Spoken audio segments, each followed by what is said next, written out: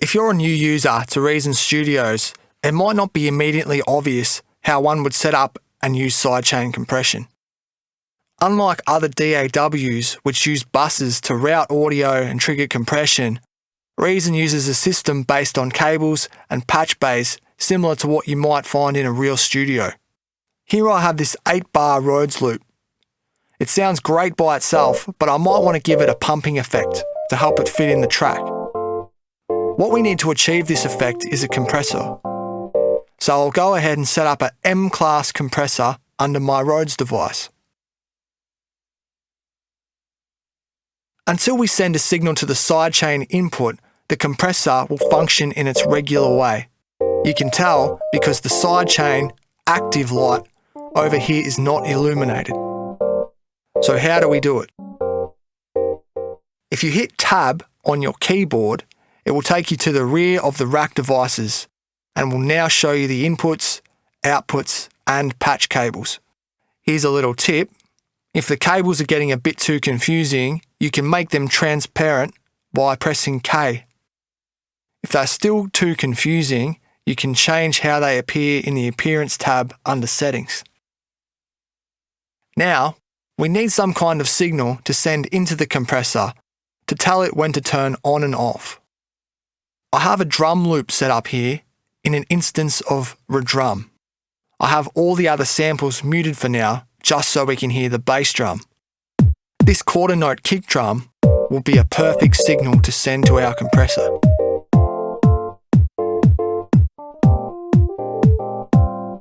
Here on the drum machine channel combinator, we can see this output labelled parallel. One way to route our kick drum signal is to plug in a cable here and insert it into the sidechain input on our Rhodes compressor. If we play back our song, we can hear that the compressor is now affecting our Rhodes loop. The active light is illuminated and we can see on the gain reduction meter the level is being reduced every time the kick is played.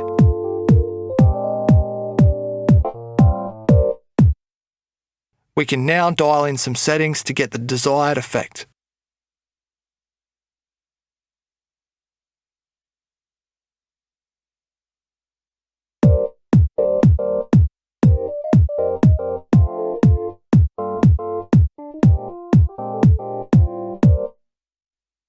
Righto, so job done, right? Well, actually not quite yet. This method of routing might be okay if you were only triggering a single sample from the drum machine channel. I've got these other drum samples muted right now, but if I turn them on, you can see that now all these extra sounds are triggering our compressor.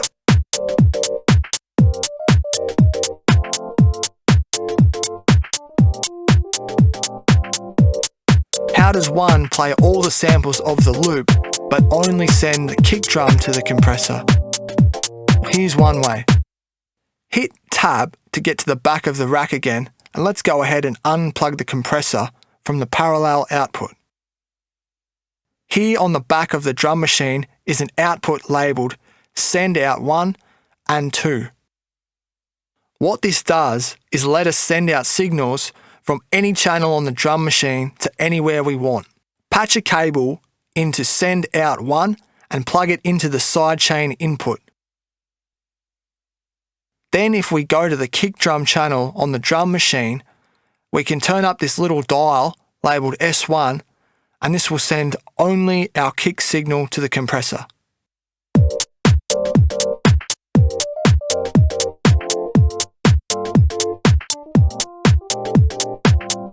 You can do the same sort of thing on the MPC style drum machine Kong by sending signals out auxiliary 1 and 2.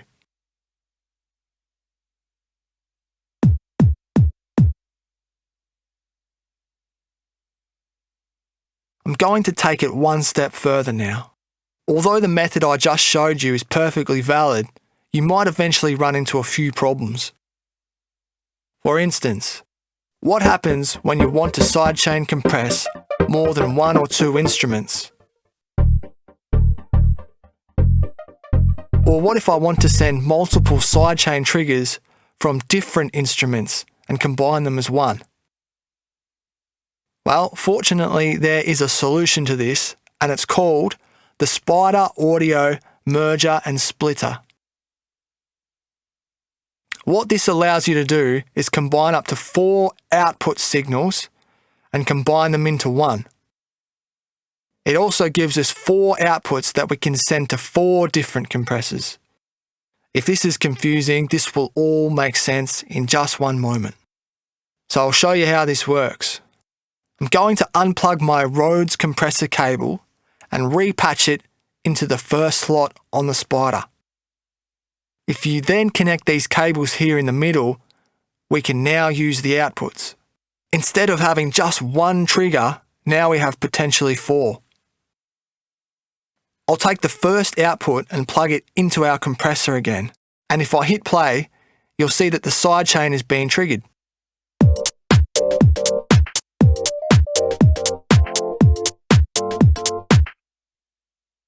Now I can use the second output to plug it into the bass guitar compressor.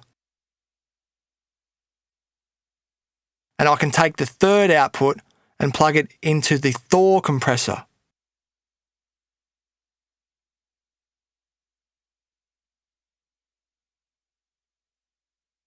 All 3 compressors are now being triggered by our single kick.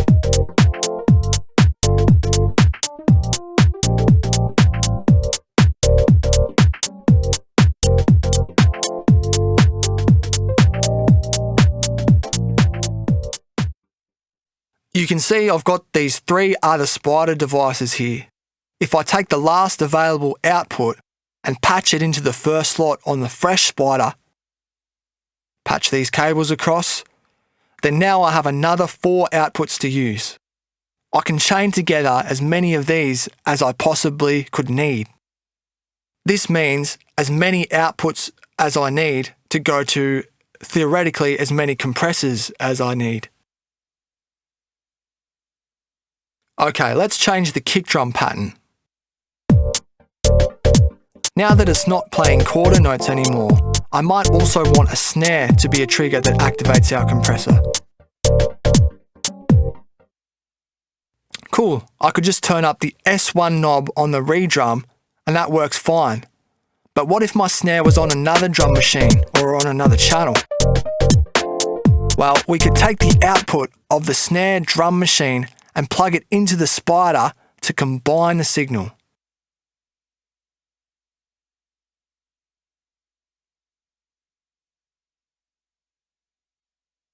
Our compressors are now being triggered by both the kick drum and a snare drum.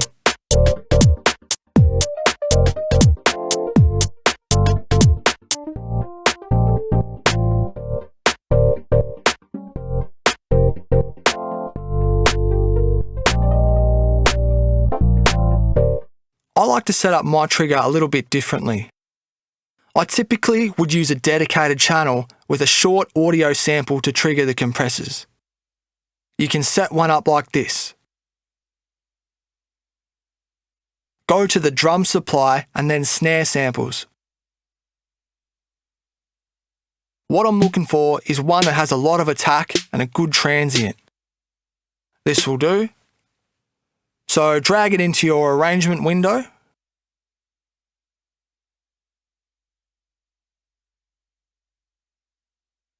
I'm zooming in to inspect the waveform and I just want to now make this as snappy as possible.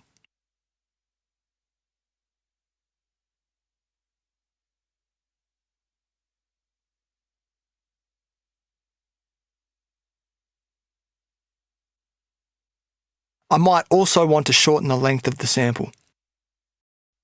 Okay, put the grid on quarter notes and place this on every beat.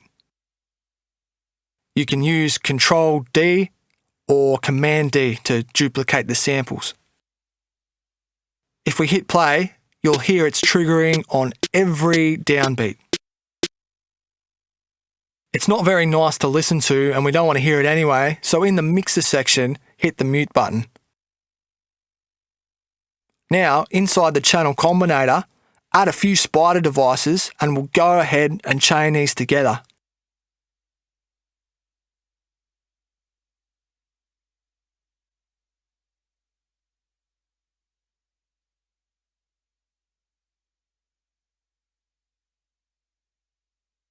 You can use either this parallel out or this send effects out, but if you try and use the direct out, you'll break the internal routing and it won't work. Now, just like before, we have all these merges chained together, and I can use as many outputs as I may need. This is how I set up my sidechain, and this is what I believe to be best practice because it gives you the most control.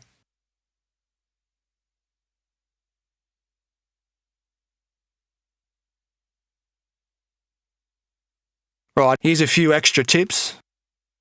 Rather than inserting compressors on every channel that you want a sidechain, every channel already has a built-in compressor. You can activate it by plugging your trigger signal into where it says Dynamics. You can then adjust the settings in the mixer window.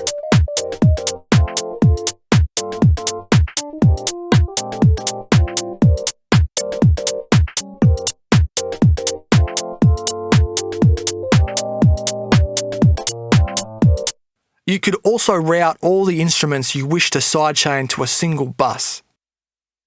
You would then insert a single compressor on the bus and have this sidechain all the instruments at once. However, you might want more control over how much each individual instrument is being compressed.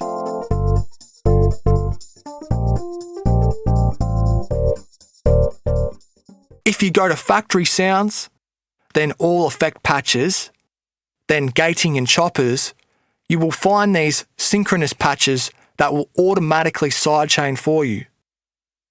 Just insert an instance onto whatever you want to sidechain and adjust the settings.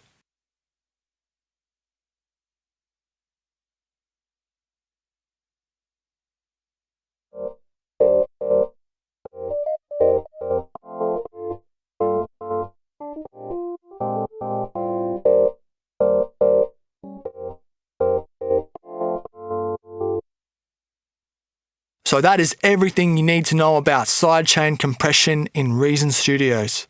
If anyone has a different way to do it, please share it in the comments. I hope this has been helpful, and if you've made it this far, thanks for watching, legends.